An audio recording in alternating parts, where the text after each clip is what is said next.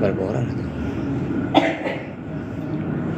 Pas kurang 10, 9 orang. Assalamualaikum warahmatullahi wabarakatuh. Alhamdulillah rabbil alamin, wassalatu wassalamu ala asyrafil anbiya wal mursalin sayyidina Muhammadin wa ala alihi wa sahbihi ajma'in. Amma ba'du. Yang saya hormati para calon-calon tamu Allah, tamu Rasulullah keberangkatan umroh 22 Maret 2026 Travel Musdalifah, para bapak-bapak, ibu-ibu yang berbahagia. Pertama-tama marilah kita panjatkan puji syukur kita kehadirat Allah yang telah melimpahkan rahmat, nikmat, taufik, hidayah dan inayahnya kepada kita. Juga tidak kalah pentingnya, Allah telah memberikan umur yang panjang, alhamdulillah, sampai pada pagi hari ini kita masih bisa hidup di dunia ini dalam keadaan Islam dan iman. Semoga Allah selalu memanjangkan umur kita semua untuk digunakan beribadah kepadanya, amin ya rabbal alamin. Salawat serta salam kita haturkan kepada junjungan kita Nabi besar Muhammad sallallahu alaihi wasallam. Para bapak ibu sekalian yang dirahmati Allah, sebelumnya saya kenalkan dulu. Mungkin sebagian udah ada yang kenal, cuma kebanyakan belum kenal. Nama saya Atoillah. Sebab kalau di medsos Ustadz Sahrukan, kalau di medsos ya. Istri saya Bu namanya Sahrini Bu. Nama panjangnya Sahrini Juwita. Saya SD 30 Gang Jarak, sekarang jadi SD 23. SMP-nya Sanawiyah 1 Negeri Sungai Bangkong. SMA-nya Aliyah Mamul Ulum Pamekasan. S1-nya Dalwa. Mungkin pernah dengar Dalwa, kenal Buya Yahya. Itu kakak kelas saya, satu pondok dengan Buya Yahya. Dari Dalwa S1 saya lanjutkan studi saya ke Tahrim Hadramut Yaman, ke negara Yaman. Saya bergabung di Musdalifah ini mulai bawa jamaah dari tahun 2008 sampailah sekarang. Mulai pertama kali haji ke Mekah tahun 2008 sampailah sekarang.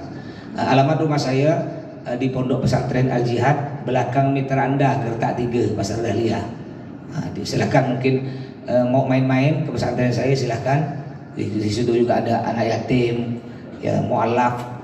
Mungkin di rumah ada barang-barang tak dipakai, mungkin ada Indomie tak dipakai, minyak makan tak dipakai, duit tak dipakai, kirim ya sana ya. Mungkin ada tak dipakai, dia belumut duit.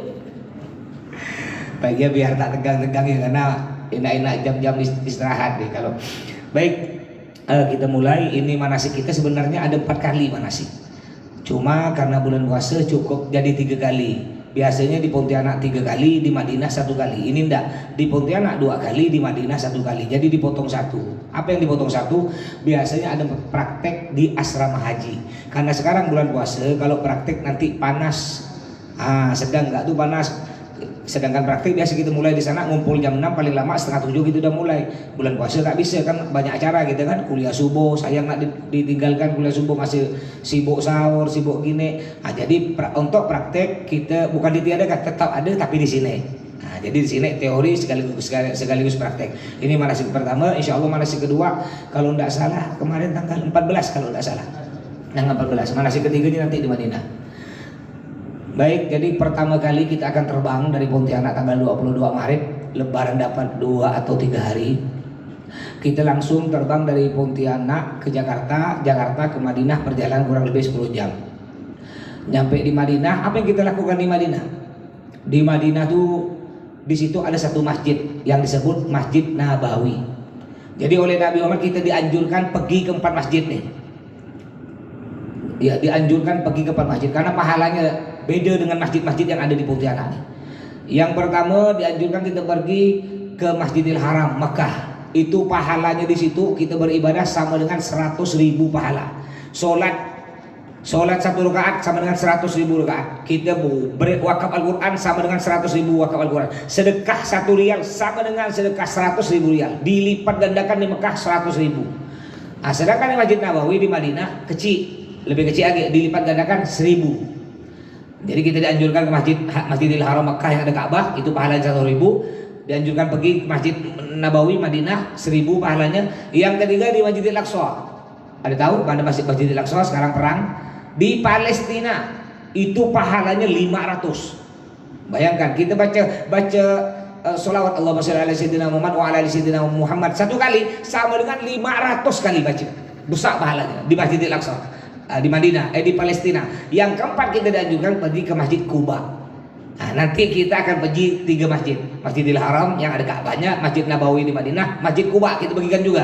Nah, yang Masjidil Aqsa enggak, kita tidak pergi karena enggak aman situ ya. Nah, sedangkan Masjid Quba ini apa keistimewaan di Masjid Quba? Barang siapa pergi ke Masjid Quba, ya sholat 2 rakaat pahalanya sama dengan umroh. Nah, ini bedanya masjid yang 4 nih. Sedangkan masjid-masjid yang lain sama ya masjid yang lain. Masjid Mujahidin, Masjid Jami, Masjid Al-Falah sama, derajatnya sama. Cuma tambah banyak jumlah jamaahnya, tambah besar pahalanya. Jadi andaikan kita sholat di masjid gang kita ya umpama sholat subuh. Ya sholat subuh di situ 20 jamaah, kita sholat Masjid Mujahidin 2000 jamaah, lebih besar situ pahalanya. Tambah banyak jamaahnya, tambah besar pahalanya. Jadi di Masjid Nabawi apa kita lakukan di Madinah? Di Masjid Nabawi perbanyak baca sholawat. Karena di situ kota Nabi. Hotel kita bertetangga dengan makam Nabi. Apa kata Nabi Muhammad? Man hajja wa lam yazurni faqad jafani wa man zarani maitan faqad ma zarani hayyan. Yang artinya barang siapa pergi haji atau umrah tapi dia tidak berkunjung ke makamku, dia tidak ziarah ke makamku, faqad jafani, sungguh dia telah berpaling dariku, sungguh dia telah bermusuh denganku. Wa man zarani maitan faqad ma zarani hayyan. Barang siapa pergi kepadaku dalam keadaan aku meninggal dunia, sama saja dia pergi kepadaku dalam keadaan aku masih hidup. Jadi nanti kita ziarah ke makam Nabi, Pak. Kalau bapak-bapak boleh masuk ke dalam makam Nabi, ibu-ibu tidak. Ibu-ibu dari jauh ya. Ya nampak, tapi ibu-ibu makam Nabi nampak cuma dari belakang. Kalau bapak-bapak pas di depan makam Nabi. Jadi walaupun Nabi meninggal dunia, sebenarnya Nabi masih hidup. Ya, makanya kita ketika ziarah ke makam Nabi harus punya akhlak, punya adab, punya sopan santun. Gimana Nabi hidup? Begini kita nunduk ya, kita ucap assalamualaikum ya Rasulullah, assalamualaikum ya Nabi Allah. Kalau boleh assalamualaikum Nabi. Kadang-kadang ada kawan-kawan kita keluarga bilang gini, kata kau nak umrah? Iya, titip salam Nabi ya. Biasanya gitu kan. Sampaikan Pak, Nabi dengar. Sampaikan assalamualaikum Nabi, saya punya sepupu namanya si Ahmad, dia kirim salam kepada Nabi. Nabi jawab waalaikumsalam. Loh apa pula kita tak dengar Pak Ustaz? Saya tak dengar. Memang mata luar kita bisa melihat, tapi mata hati kita buta. Ngapa? Banyak dosa. Bapak Ibu pernah baca serakal? Kalau bulan Maulid kan baca kita serakal itu berdiri kan? Ya Nabi salam, kan kita berdiri. Sama dengan upacara. Upacara ngapa kita berdiri? Ngormat siapa ya? Kita upacara kan berdiri. Begini, ngormat siapa? Ngormat bendera. Ketika kita baca serakal, baca selawat, ngapa kita berdiri? Ngormat siapa tuh? Ngormat Nabi. Karena ada ulama mengatakan Nabi Muhammad ketika kita baca selawat dan ulama hadir datang. Ngapa kita tak bisa lihat? Mata luar kita bisa melihat, mata hati kita ketutup. Ngapa? Banyak dosa. Makanya ibu-ibu kalau nangis rata-rata tutup mulut. Perempuan tuh kalau nangis mulut tutup. Ngapa? Mulut banyak dosa. Kalau bapak-bapak nangis tutup mata, mata tutup. Ngapa? Mata ini banyak dosa. Kalau tidak percaya ibu-ibu mulut banyak dosa. Bu. Kalau ibu ngumpul ramai-ramai ini, ngumpul, itu ibu ngomongkan apa itu? Kalau ngumpul depan rumah, teras rumah dengan tetangga itu, ngomongkan apa? Apakah ngomongkan agama atau ngomongkan tetangga? Jujur ya, ngomongkan apa? Saya tanya, Bu, enak ngomongkan orang apa enak makan ayam goreng? Ayam goreng. Saya tak percaya. Nih. Ibu-ibu, mohon maaf, ibu-ibu megang ayam goreng, paha ayam, diberi saus sambal, beri kecap. Ketika nak makan, nak nyampe mulut nih, tiba-tiba ada kawan datang. Kau tak dengar berita? Apa? Rupanya ya, istri Pak RT selingkuh. Iya ke? Lepas ayam tu. Lepas. Berarti enak ngomongan orang. Sedangkan bapak-bapak paling banyak dosa mata Pak. Kalau tak percaya tadi bapak nak kesini nih, niat betul nih, niat bagus, manasik tubuh latihan umroh, ibadah dapat pahala kita kesini nih.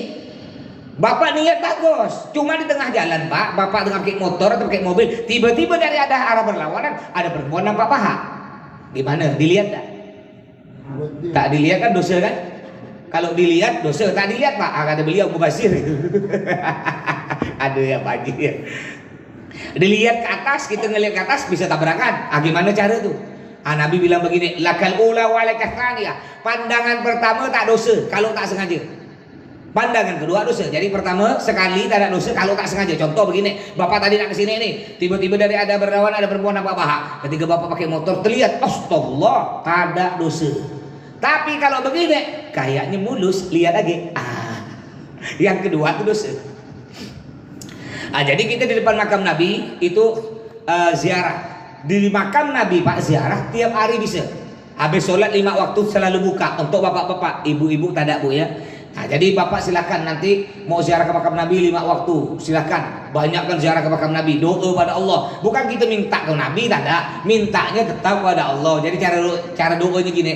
Assalamualaikum Nabi, doakan saya pada Allah. Bukan kita langsung minta Nabi, tak ada. Mintanya tetap kepada Allah. Kayak kita di depan Ka'bah. Kita mintanya kepada Allah, bukan minta ke Ka'bah. Mintanya semua tetap kepada Allah. Begitu pula ke makam Nabi, mintanya kepada Allah. Cuma perantara Nabi. Kenapa kita berperan? Kenapa kita Pak Ustaz tidak langsung minta kepada Allah Pak Ustaz? Kenapa kita masih bilang Nabi tolong doakan saya kepada Allah? Kenapa kita tidak langsung ya Allah? Kenapa kita perlu berperantara? Kayak begini Pak. Kita mau ketemu dengan Pak Prabowo. Langsung kita nak pergi. Kira-kira diterima tak? Kita tak ada kenal pas pampres. Nak kemana kok? Nak ketemu presiden. Siapa aku? Sana balik. Caranya bagaimana kita bisa tembus ketemu Pak Prabowo? Kita akrab dulu dengan menteri, berkawan akrab dengan anak dia, bawa perantara Pak. Kita akrab dengan Pak Gibran, wakilnya. Kenapa Pak Gibran bisa lolos? Begitu pula kita kepada Allah. Ketika kita minta langsung pada Allah, kata Allah, siapa kau? Dosa belum kok? Buat dosa tak tahu malu, kata Allah. Belum minta maaf, nak minta lagi. Caranya bagaimana? Kita berperantara bawa kekasih Allah, itu Nabi Muhammad. Karena yang minta kekasih Allah Nabi Muhammad, oleh Allah diterima. Bukan karena kita, tapi karena kekasih Allah, perantaranya itu Nabi Muhammad. Jadi kita Bapak silah Nabi setiap hari ke makam Nabi.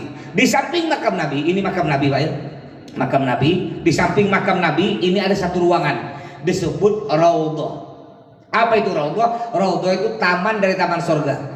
Yang mana ya Raudhah? Kata Nabi, ma baina baiti wa minbari raudhatun min riyadil jannah. Antara rumahku dan mimbarku, ini rumah Nabi. Rumah Nabi yang mana? Yang jadi makam Nabi. Karena semua Nabi meninggal di mana pun dimakamkan di situ. Meninggal masjid, makamkan masjid. Meninggal di rumah, makamkan rumah. Meninggal di kamar, makamkan di kamar. Itu Nabi.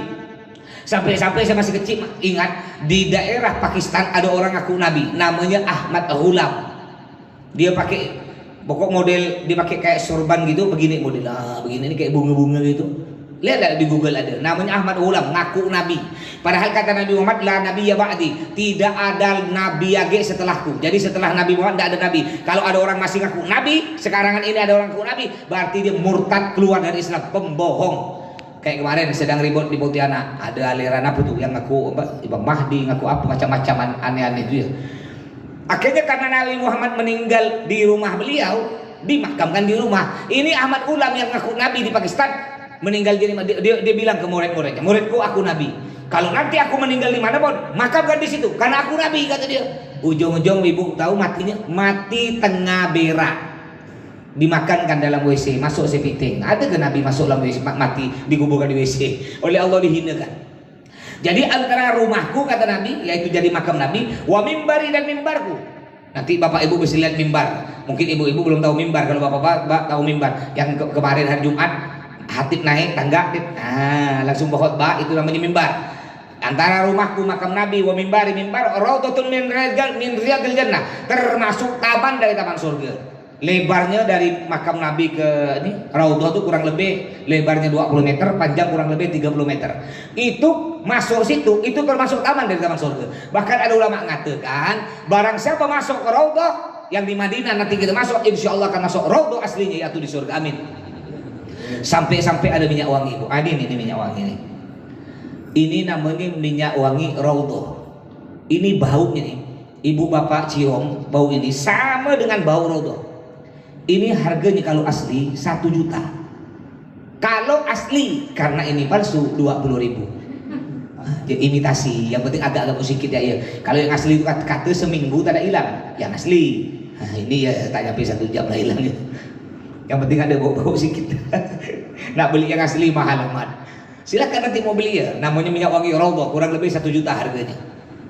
Jadi apa kita lakukan nanti dalam Raudhah tersebut? Dalam Raudhah kita biasa diberi waktu 10 menit. Kalau dulu sebelum covid kita pergi ke Raudhah 24 jam buka. Sekarang enggak. Jatahnya hanya 1 kali saja. Setiap keberangkatan umroh travel dapat jatah ke Raudhah 1 kali. Bahkan kadang-kadang ada pernah, alhamdulillah kalau Musdalifah dari dulu alhamdulillah lolos semua. Pernah saya ketika umroh ada travel light jamaahnya 30, semuanya enggak keluar. Enggak keluar ke Raudhah Pak, sampai balik ke Indonesia enggak dapat Raudhah. Ya, kita alhamdulillah dari dulu dapat terus. Nah, cuma di Raudhah nih bukan kita tentukan jamnya. Kadang-kadang keluar surat izin wajib dapat tasrih itu surat izin. Kadang-kadang jam 1 malam Pak. Jam 1 malam mau dibangunkan siap berangkat. Nggak bisa kita ngatur Ustaz. Karena bisa ke Raudhah nanti habis kita sarapan dan bujurkan.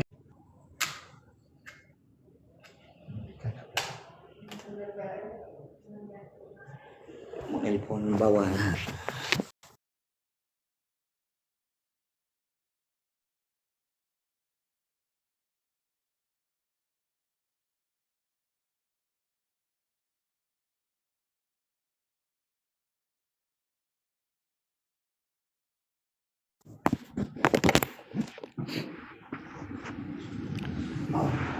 Halo. Jadi dulu sebelum Covid itu keluar terus Raudhah bebas. Sekarang enggak. Per orang hanya dapat jatah satu kali saja.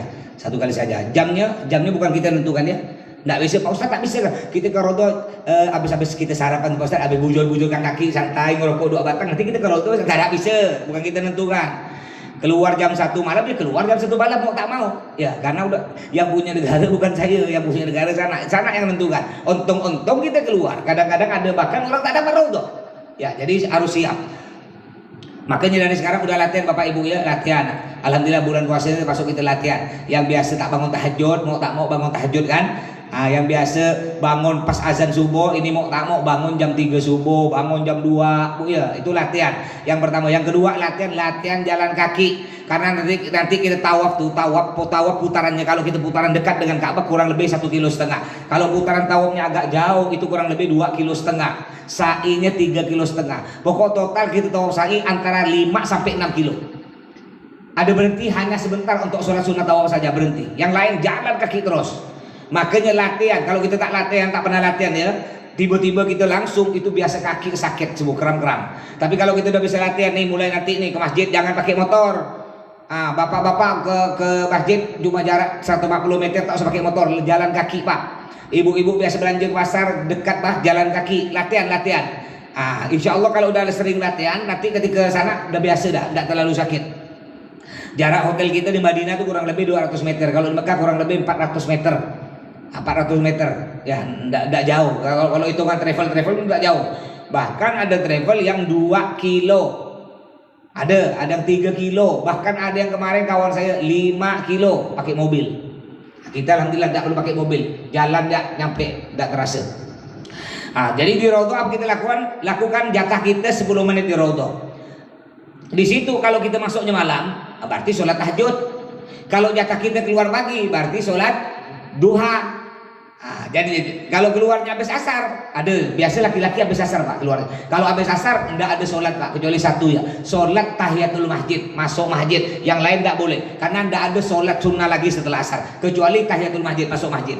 Apa Pak Ustaz kita kalau cuma sholat 2 rakaat aja? Banyaklah doa, banyak baca sholawat, banyak zikir, baca Al-Quran. Pokok jangan sampai kosong waktu kita di Raudhah, karena di Raudhah tuh pahalanya dilipat gandakan 1000 pahala ya, jadi sayang di Raudhah.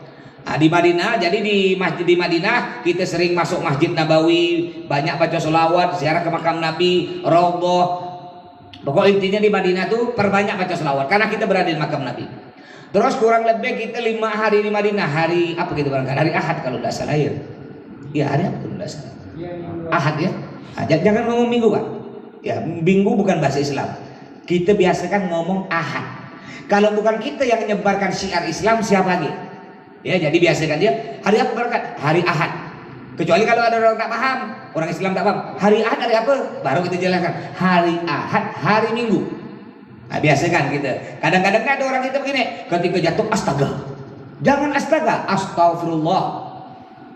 Ya biasakan. Nak kemana bro? Insya Allah nak ke Mekah. Insya Allah. Biasakan ngomong apa? Menyebarkan syiar-syiar Islam ya.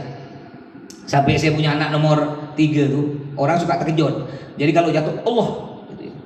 Ya, kalau jatuh tuh Allah, dikejutkan Allah gitu ya. Karena sudah terbiasa. Baik, hari kelima, hari Ahad kita terbang. Ahad, Senin, Selasa, Rabu, Kamis, Jumat. Hari Jumat Nanti di sana ya. Setelah sholat Jumat kita akan berangkat ke Mekah. Ini di Mekah ini yang sangat berat sekali. Makanya Bapak Ibu ketika di Madinah jangan diforsir tenaganya. Jangan ke masjid 5 waktu, tapi jangan terlalu lama. Habis selesai sholat, zikir sebentar, langsung balik ke hotel istirahat. Ini kadang-kadang ada jamaah, mohon maaf, berangkat habis duhur, ya, atau sebelum duhur kadang-kadang ya, dia membawa bekal makanan. Sebelum duhur dia berangkat, duhur, asar, maghrib, isya, baru dia balik ke hotel. Tiap hari selama 5 hari gitu Pak. Istirahat di hotel, isya tidur sebentar, jam 1 malam bangun udah berangkat lagi. Ujung-ujungnya ketika mau ke Mekah terkapar sakit. Jangan, kita tetap normal seperti biasa, ke masjid, sholat, habis sholat balik, istirahat. Waktu istirahat gunakan istirahat, waktu ibadah gunakan ibadah. Banyak jamaah ketika karena semangat yo, wow semangat, enak Pak Ustaz, tak ada rasa ngantuk. Iya, walaupun tak ada rasa ngantuk, badan kita ini perlu istirahat. Ya, maka kata Nabi Muhammad, badan kita ada hak, mata kita punya hak, mulut kita punya hak, perut kita punya hak. Berikan haknya. Kalau udah waktunya tidur jam 9 malam, jam 10 malam tidur. Nanti kan ada waktu bisa bangun jam 2 istirahat ya. Jangan dipaksa. Banyak ketika dipaksa sakit. Kemarin saya baru berangkat. Saya balik ke sini 2 minggu sebelum lebaran. 2 minggu sebelum lebaran saya balik ke sini. Itu banyak yang sakit. Hampir separuh jamaah. Jamaah tuh 2 bis kemarin. Hampir separuh sakit. Nah, yang ini tolong ya. Jadi jangan terlalu dipaksakan. Waktunya istirahat. Jadi kita berangkat hari Jumat. Kita akan ke Mekah. Itu di Mekah itu yang dinamakan umroh. Umroh itu apa? Umroh itu tawaf dengan sa'i, tahallul, itu umroh. Berangkat di Mekah habis sholat Jumat. Sebelum kita berangkat Jumat tersebut, Jumat habis sholat subuh, udah boleh kita melakukan sunnah ihram. Di antaranya apa sunnah ihram? Sunnah umroh. Yang pertama disunahkan mandi Bu. Nantinya di sana nanti. Niatnya gini. Nawaitul ghusla lil ihram sunnatan lillahi ta'ala. Niat saya mandi ihram sunnahkan Allah, atau niat saya mandi umroh sunnahkan Allah. Mandinya kayak mandi besar. Tahu mandi besar ya? Biasa orang datang bulan atau orang apa mandi besar lah. Dari mandi menghilangkan hadas besar, dari rambut sampai kaki dibasahkan semua. Yang pertama sunnah tuh. Yang kedua sunnahnya apa? Buang bulu-bulu. Semua bulu sunnah dibuang Pak. Bulu ketiak, ya bulu hidung rapikan, kumis, semualah. Kecuali satu bulu disunnahkan dipiara, ndak usah, yaitu di jenggot. Jenggot disunnah piara. Boleh dipotong pendek kayak saya ini, rapikan ya. Tapi kalau dicukur habis Ustaz, ndak apa-apa, hukumnya makruh. Makruh itu artinya tak bagus, tapi tak ada dosa. Kita mazhab Syafi'i makruh. Tapi kalau mazhab Malik orang sana Mekah, ndak boleh dicukur habis, haram. Nah, karena kita mazhab Syafi'i kita ngikut yang makruh. Makanya bapak-bapak sayang Pak, tolong dipiara jenggot walaupun sikit-sikit piara. Karena ada hadis Nabi katakan gini, Allah menciptakan satu malaikat setiap satu helai. Di sini nih, yang punya jenggot, Allah menciptakan satu malaikat setiap satu helai. Malaikat ini bilang gini, ya Allah, ampuni dosa dia, ampuni dosa dia, ampuni dosa dia, sampai kiamat. Andaikan dibuang nih, Ustaz Jul silakan. Ya. Andaikan jenggot kita dibuang habis Pak, dibuang habis, berarti malaikat hilang. Sayang bukan apa, kita banyak dosa Pak, termasuk saya nih. Dosa belum dosa. Karena cuma miara jenggot, malaikat doakan kita, ya Allah ampuni dosa dia, ampuni dosa dia, ampuni dosa dia. Ibu yang nyuruh bapak miara jenggot, ya biar jenggot Pak, biar rapikan biar ganteng Bu ya. Nah, itu ibu juga dapat pahala, dapat doa malaikat. Tapi kalau ibu malah kadang-kadang bapak pingin miara, ibu tak mau. Tua kau Bang, jenggot bang kayak apalah, aku ini tambah tua malah. Akhirnya bapak takut kemak kan, dibuanglah jenggot, hilanglah malaikat, ibu pun tak dapat doa. Nah, makanya biarkan jenggot itu biara. Jadi disunahkan buang bulu kecuali jenggot. Disunahkan lagi apa? Disunahkan pakai wangi-wangian. Disunahkan lagi potong kuku. Nah, nanti di sana potong kuku. Bawa potong kuku, yang mau bawa gunting, mau bawa potong kuku silahkan boleh, tapi jangan simpan di tas-tas tenteng, simpan di bagasi, di koper yang akan dibagasikan. Nah, kalau elektronik yang ada baterai-baterainya, kayak umpama bapak-bapak mau bawa alat cukur pakai mesin itu baterai, jangan disimpan di bagasi. Jadi kalau ada alat gandung listrik tak boleh simpan bagasi, termasuk power bank, simpannya di tas tenteng, itu boleh. Tapi kalau benda tajam kayak pisau, mau pisau kecil atau mau bawa gunting, mau bawa potong kuku, simpannya di bagasi, tidak boleh simpan di tas tenteng. Terus setelah kita mandi, apa kita lakukan? Dianjurkan kita pakai pakaian ihram. Ini pakaian ihram nih Pak. Kalau ibu-ibu kita kan dapat umroh 2 kali Pak ya. Umrohnya kita 2 kali Pak. Yang pertama umroh wajib, yang kedua umroh sunnah. Jadi yang pertama umroh wajib, yang kedua umroh sunnah. Ibu-ibu tolong kekompakannya. Umroh yang pertama umroh wajib, biasanya kena saya diwajibkan untuk pakai seragam putih. Semuanya kayak gini nih, kayak beliau nih. Pakai baju putih semuanya biar cantik Pak, biar sama semua. Kerudungnya pakai kerudung Musdalifah. Udah dapat ya, kerudung hijau. Itu kain Bapak Ibu kan udah dapat kain. Tolong kain batiknya tuh dijahit aja jadikan baju. Saya pernah dapat jamaah, ya, enggak lupa saya ingatkan. Ada semua sih udah, bukan saya udah ingatkan suruh jahit jadi baju, cuma dia lupa. Koper tuh udah dibongkar sekali koper. Baru nak berangkat besok malam-malam kopernya baru berongkar, baru nak kemas apa kemas barang. Jong-jongnya kain batiknya tak sempat jadikan baju. Udahlah tak pakai seragam dia. Jadi tolong ya kain batiknya. Apa gunanya Pak Ustaz? Masa pakai batik-batik gitu Pak Ustadz ya? Apa gunanya? Andaikan Bapak Ibu sesat, saya gampang nyari. Sesat, oh jamaah saya tuh nampak. Kalau tak pakai seragam, mana bercampur-campur kan jamaah lain. Jadi itu guna yang pertama. Yang guna yang kedua, biar terlihat rapi, cantik gitu ya. Nampak kompak. Ingat Bapak Ibu ya, ingat. Mulai hari ini sampai kita mati, semua nih. Ya semua udah keluarga ya, ingat ya, kita janji ya, ini keluarga. Tak ada orang Pontianak ini macam-macam nih. Ada dari Kuburaya, bahkan baru datang alhamdulillah ada Bang Dopir. Mana Bang Dopir? Aduh, anggota dewan dari Kayong. Beliau dia, ikon kita juga. Ada kawan sahabat saya kepala kehutanan Pak Masir tuh banyak nih. Ini semua enggak, pokok ini semua sama ya. Semua, ingat ya, semua keluarga kita. Keluarga kita senang sama senang, susah sama susah. Makanya perlu kekompakan kita, kekompakan ya. Jadi udah keluarga. Saya ini kan keluarga. Saya apanya Bapak Ibu? Saya mulai hari ini pembantunya Bapak Ibu ya, pembantu. Jadi Bapak Ibu nak nyuruh saya apa ya, suruh apa nanti. Jangan malu-malu. Nanti di WA nak nanya apa, atau nanti di Mekah Pak Ustaz. Sinilah Pak Ustaz, sini belikan saya cencalo. Saya beli cencalo di Mekah nanti. Suruh ya, tak apa-apa. Saya pembantunya Bapak Ibu ya. Jadi nanti saya mulai hari ini nanti saya berangkat gelar Ustadz saya gantungkan di Bandara Supadio, saya simpan Bandara Supadio. Saya nanti di Mekah bukan Ustadz lagi, saya pembantunya Bapak Ibu. Nanti balik dari Mekah saya ambil lagi gelar itu, jadi Ustadz lagi. Ya gulaunya ya biar tak tegang. Baik. Jadi kita pakai ini sebelum kita berangkat ke Mekah. Ini masih di hotel kita di Madinah nih, pakai kain ihram. Jadi kain ihram nih, ini bagian bawah. Ini ada berbagai cara pakai. Cuma saya paling suka cara ini, paling suka Pak. Paling gampang dan paling enak makainya. Yang pertama Pak, caranya Pak. Nanti boleh pertemuan tanggal 14 dibawa sebaya kain ihramnya, sekaligus kita praktik di sini biar lebih enak. Caranya boleh divideokan biar nanti dilihat di rumah. Caranya ujung ketemu ujung, Bu. Diingat Bu, Ibu mau diingat ya, yang suami takut suami lupa. Ujung ketemu ujung. Ini ketemukan ujung. Tarik ke kanan. Tarik kanan. Tarik kanan biar gampang tangan kita majukan nih. Tangan kita majukan gini. Biar terik. Ini terik nih. Ya. Ulang lo ya. Saya buka ikat pinggang lo. Karena ini diperlukan nanti ikat pinggang. Ulang ya. Ujung ketemu ujung. Nih, ujung ketemu ujung. Tarik ke kanan. Karena ini payah nariknya enggak terik, majukan lo tangan kita sedikit. Biar terik gini. Udah terik, tekan tulang rusuk kanan, tekan. Lempar ke kiri. Tekan tulang rusuk kiri, lempar ke kanan. Ulang lagi, sekali lagi ya. Ujung ketemu ujung. Tarik ke kanan.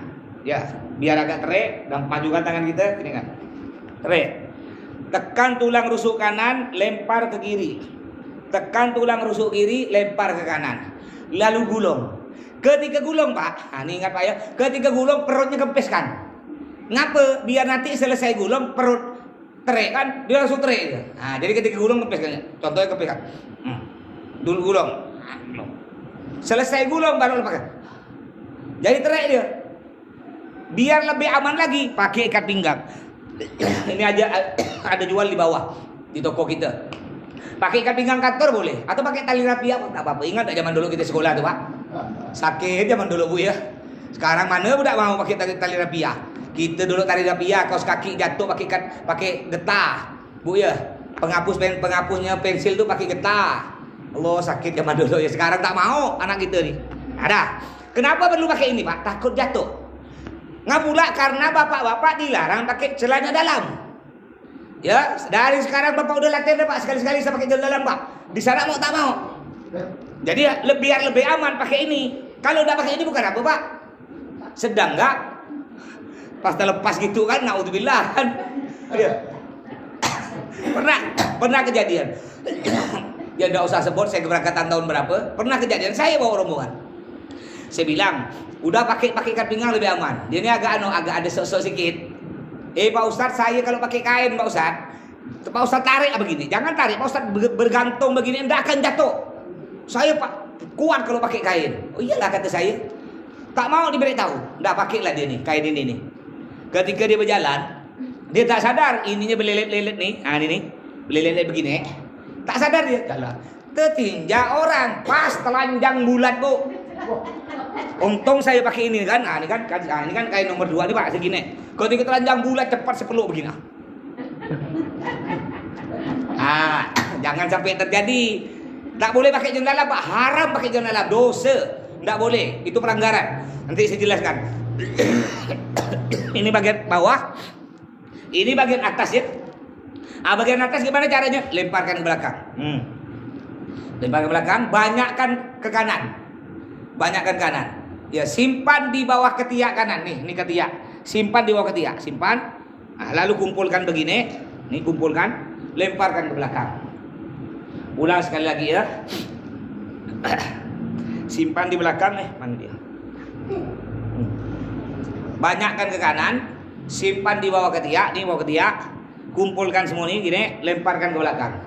Sisanya selitkan ke perut, selitkan nih, lalu rapikan. Nah, tinggal rapikan begini. Nah, bahu kanan. Jadi sunnah bapak-bapak dibuka bahu kanan hanya ketika satu saja, ketika tawaf. Selain tawaf, ketika sa'i, di sholat di kamar, disunahkan tutup bahu kanan. Gimana cara tutup bahu kanan Ustaz? Caranya kalau ingin gampang tinggal begini, turunkan, simpan di atas bahu kanan, simpan, tinggal kumpulkan, lemparkan ke belakang. Tinggal rapikan. Mau buka bahu kanan, turunkan, simpan di bawah ketiak kanan, ya lemparkan ke belakang, ya, tinggal rapikan. Tinggal gini. Ya, tak bisa Pak ya. Baik, sekarang karena kita sekarang maaf ya saya batuk-batuk nih.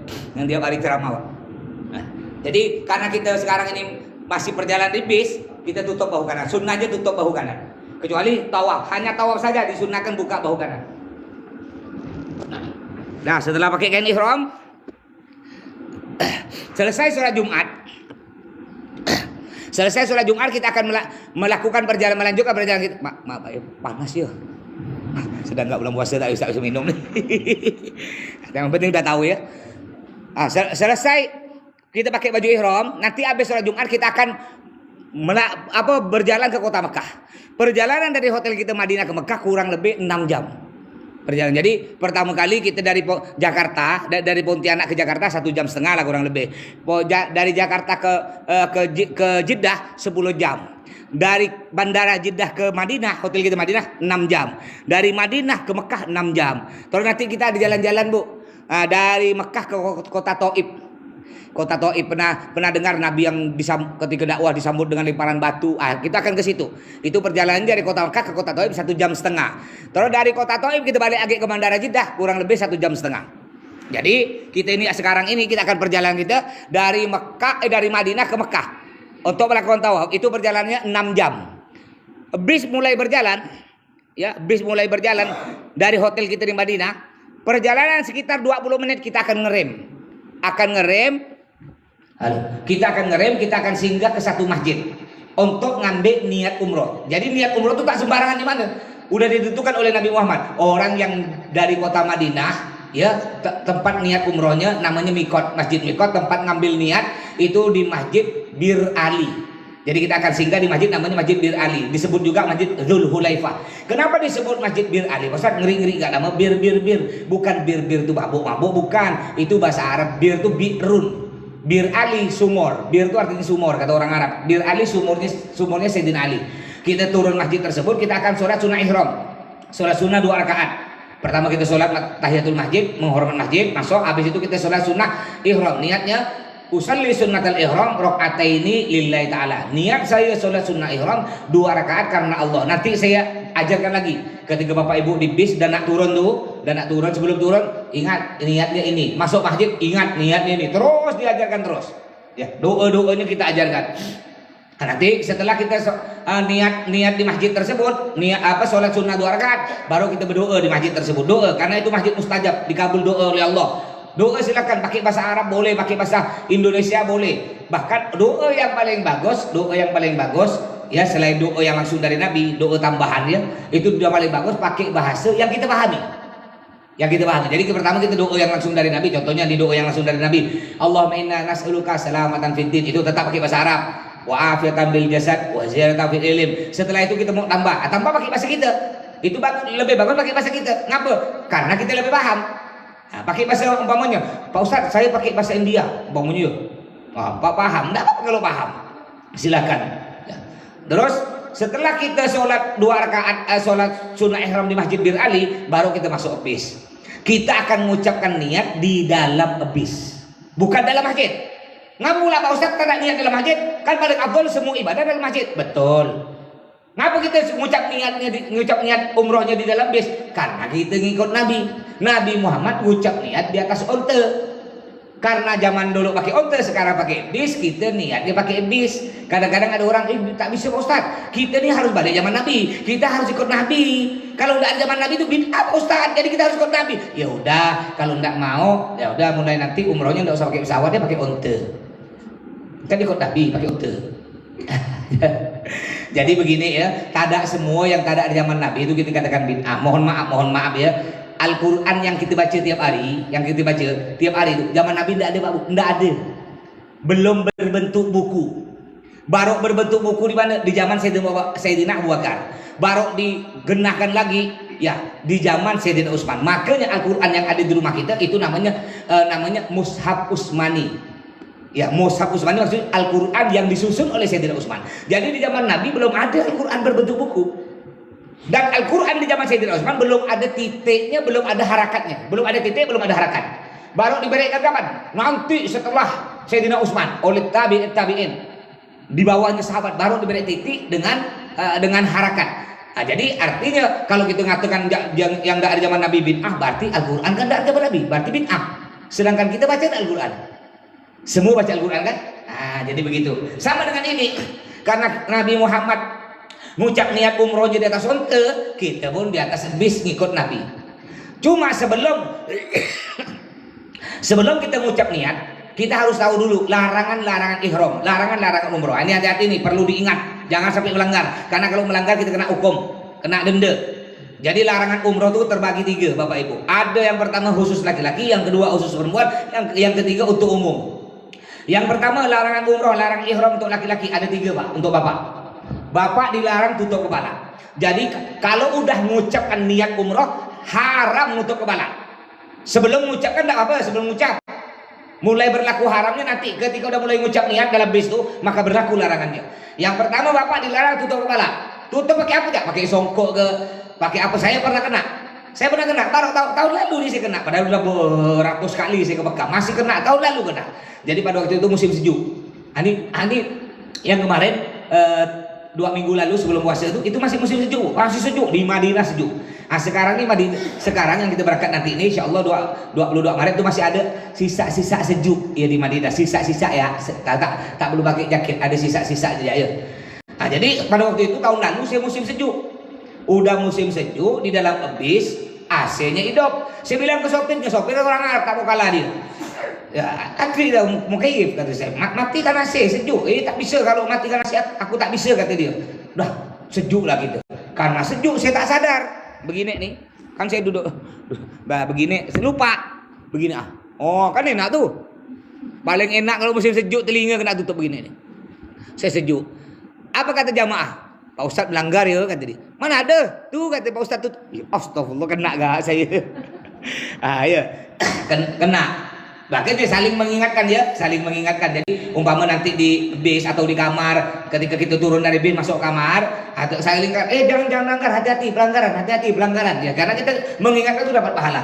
Itu yang pertama bapak-bapak, ada 3 larangan. Yang pertama dilarang tutup kepala. Pakai apa pun tak boleh. Kalau pakai payung Pak Ustaz, andaikan nanti andaikan panas, pakai payung boleh tak? Boleh. Kenapa kan payung boleh? Karena payung tidak langsung kena kepala, boleh. Karena payung kan gini, itu boleh. Tapi yang langsung menyentuh kepala kayak songkok begini, itu tak boleh. Yang kedua, bapak-bapak dilarang tutup mata kaki. Tutup mata kaki nih, pakai kaos kaki atau pakai sepatu polisi, sepatu abri itu yang tinggi tutup mata kaki tak boleh. Tapi kalau sepatu sendal boleh, karena tidak tutup mata kaki. Yang ketiga, laki-laki dilarang memakai pakaian yang berjahit. Pakaian berjahit yang bergabung. Berjahit bergabung. Contohnya nih, contohnya baju saya. Berjahit bergabung nih, ini kan bergabung. Contoh lagi celana dalam, berjahit bergabung, haram tidak boleh. Haramnya kapan? Nanti ketika mengucap niat. Sebelum mengucap niat masih boleh. Terus contoh lagi yang haram, maaf ya saya buka ya. Loh Pak Ustadz, Bapak kan pasti nanya, Pak Ustadz, ngapa pula Pak Ustadz pakai pakaian berjahit? Ini kan berjahit. Ini boleh. Kenapa boleh walaupun berjahit? Karena tak bergabung. Andaikan ini dijahit begini nih, seret bergabung, haram tidak boleh. Termasuk nih kain sarung saya, nih kain sarung. Ini kan bergabung, haram. Tapi andaikan kain sarung saya belah 2, pakai untuk umroh, boleh tidak apa-apa. Baju kan itu berjahit bergabung. Iya tidak boleh. Jadi yang ketiga larang untuk laki-laki, dilarang pakai pakaian berjahit yang bergabung. Terus untuk ibu-ibu ada 2 larangan Bu, khusus perempuan. Yang pertama, perempuan dilarang tutup muka. Pakai cadar, tidak boleh, haram. Tidak boleh ya. Jadi kalau udah mulai ucapkannya tidak boleh pakai cadar atau masker juga tidak boleh, haram juga itu, tutup muka tidak boleh. Terus yang kedua, perempuan tidak boleh tutup telapak tangan. Telapak tangan tidak boleh tutup. Makanya nanti ibu-ibu beli Bu ya, ada apa tuh, sarung tangan, bukan sarung tangan yang untuk neure getah tuh, itu tutup semua tuh. Ada sarung tangan yang ada cincin-cincin, ibu-ibu insya Allah tahu ya. Ini perlu diperhatikan nih. Ini masalah aurat. Ibu-ibu hati-hati, bapak-bapak juga. Bapak-bapak ketika pakai ini Pak, pakai kain ihram, tolong kain ihramnya agak tinggi kan. Jangan pusarnya nampak, pusar tuh aurat. Jadi kalau bapak pusarnya nampak, sholat ndak sah, tawaf ndak sah, umroh ndak sah. Jadi agak ditinggikan, pusar tak boleh nampak. Aurat bapak-bapak dari pusar sampai lutut. Jadi di bawah lutut nih harus tutup dan di atas pusar, pusar tak boleh nampak. Sedangkan ibu-ibu, semua badan ibu-ibu tuh aurat Bu, enggak boleh nampak. Kecuali muka dengan telapak tangan. Hati-hati Bu, ketika ibu pakai kerudung, banyak pakai kerudung rambutnya nampak Bu. Biasa kadang-kadang kan ada rambut. Sebuti ya, sebuti rambut ibu nampak, sholatnya enggak sah, umrohnya enggak sah, tawafnya enggak sah. Sebuti ya. Terus sebuti ya ibu rambutnya nampak, ibu keluar dari rumah nampak sebuti rambut, dilihat laki-laki bukan mahram, haram. Itu cuma sebuti. Bagaimana dengan wanita-wanita muslimah keluar kayak muka tak berdosa, tak pakai kerudung sama sekali? Gimana tuh? Bapak sebagai suami hati-hati Pak, tanggung jawab Pak, tanggung jawab. Jadi ada suami diseret dalam neraka kena istrinya, istri yang nyeret. Dia suami ini masya Allah rajin ke masjid 5 waktu. Diseret dalam neraka, kata suami, kena istrinya nyeret. Suami bilang, malaikat saya ngapa kena istri saya dari neraka? Saya ini rajin ke masjid. Iya Pak, Bapak rajin ke masjid. Cuma Bapak biarkan bini Bapak tak pakai kerudung, makanya Bapak diseret. Karena Bapak sebagai kepala rumah tangga. Ibu ya, makanya Bu biar tak nampak rambut-rambut sebuti, ibu nanti pakai kerudung, pakai dalaman. Ini kayak beliau nih yang pakai baju kerudung oranye pakai dalaman. Murah dalaman, paling 10.000 Bu ya. Kalau tak punya dalaman Bu, minjam celana dalam suami Ibu ya, pakai situ. Ada viral tuh kan, pakai pampers nih. Ada yang video lucu tuh pakai pampers ini. Itu larangan ibu-ibu ya, ada 2 tadi, tutup muka dengan tutup telapak tangan, tak boleh. Terus ada larangan berlaku untuk umum semuanya. Apa diantaranya? Dilarang buang bulu-bulu, semua bulu tak boleh. Baik dicukur atau dicabut, kadang-kadang mohon maaf, enggak ada kerja saya. Cabut dia bulu hidung, kena denda tuh. Enggak boleh juga buang potong kuku, enggak boleh. Enggak boleh meminyaki rambut kita diberi minyak, tak boleh. Baik minyak tuh yang wangi, lavender, beris, orang aring, atau minyak yang busuk sekalipun kayak minyak jelly, bekas apa jeli jelantah asli bekas gorengan asin kita pakai, nggak boleh diminyaki. Nggak boleh juga pakai wangi-wangian Bu Bapak. Ketika kita udah mulai ngucap niat, maka nggak boleh kita pakai wangi-wangian. Apa yang wangi? Minyak wangi. Apa kita gosok gigi? Gosok gigi boleh, tapi tak boleh pakai odol wangi. Mandi boleh, tapi tak boleh pakai sabun. Termasuk juga wangi, fresh care wangi. Pak Ustadz, saya pakainya wangi Pak Ustadz. Sebelum mengucap niat di Hotel Madinah itu saya pakai semprot baju ihram saya nih, semprot satu badannya wangi. Lalu ketika nyampe di Masjid Bir Ali, kan kita sholat sunnah, masuk bis, ketika saya mengucap niat Pak Ustadz, rupanya baju saya yang saya semprot tadi masih wangi Pak Ustadz. Gimana? Enggak apa-apa, karena kita nyemprotnya sebelum mengucap niat. Yang enggak boleh ketika udah mulai mengucap niat, enggak boleh kita pakai wangi-wangian. Enggak boleh juga selanjutnya, nggak boleh ngaco tumbuh-tumbuhan, nggak boleh ganggu hewan-hewan di sana. Masya Allah, Ibu, nanti biasa banyak orang buat video atau foto dengan burung merpati. Puluhan ribu burung merpati situ ya. Nggak boleh juga menikahkan orang, nggak boleh menikahkan orang. Saya biasa ngawinkan, malam 17 ini saya ngawinkan orang, gak waspada tuh, sering nikahkan orang. Nggak boleh, mungkin bapak-bapak nih Pak Ustadz Jul nih, apa saya dulu Pak Ustadz dia, itu tidak boleh nikahkan orang, apalagi nikah seorang, apalagi kawin lagi, bahaya. Makanya udahlah bapak-bapak semua ya, istri cukup satu Pak ya, istri cukup satu, jangan banyak-banyak tuh lah Bu ya. Satu di Mekah, satu di Madinah, satu di Singkawang, satu di Ketapang Bu ya. Saya coba nanya ke istri saya Bu, istri saya kan namanya Sahrini Bu, saya nanya, Sahrini, bolehkah aku kawin lagi? Coba Bu.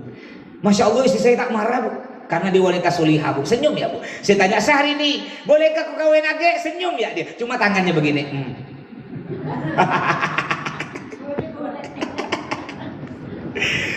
Ya, itu. Dan terpenting larangan juga tidak kalah pentingnya larangan. Apa kata Allah? Fala rafata wala fusuqa wala jidala bil hajj.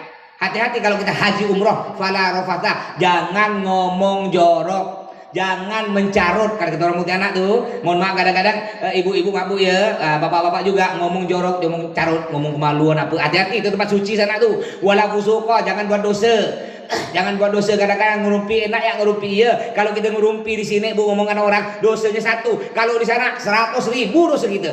Kita ngomongkan orang sekali ya di Mekah sama dengan ngomongkan orang 100.000. Makanya hati-hati, jaga mulut. Yang ketiga, ini banyak terjadi yang ketiga. Wala jidala, jangan berdebat, jangan berkelahi. Ini kadang-kadang banyak sana bikin kita emosi. Contoh, kita ngantri nih, biasa ngantri ngecop paspor. Ngantri ngecop paspor tuh lama, kadang-kadang sampai 20 menit, kadang-kadang sampai setengah jam berdiri gitu. Ada orang slow ya dia, langsung nyerobot. Kita udah setengah jam tadi, udah bergegar-gegar kita ngantri, slow ya dia. Tak pamit-pamit.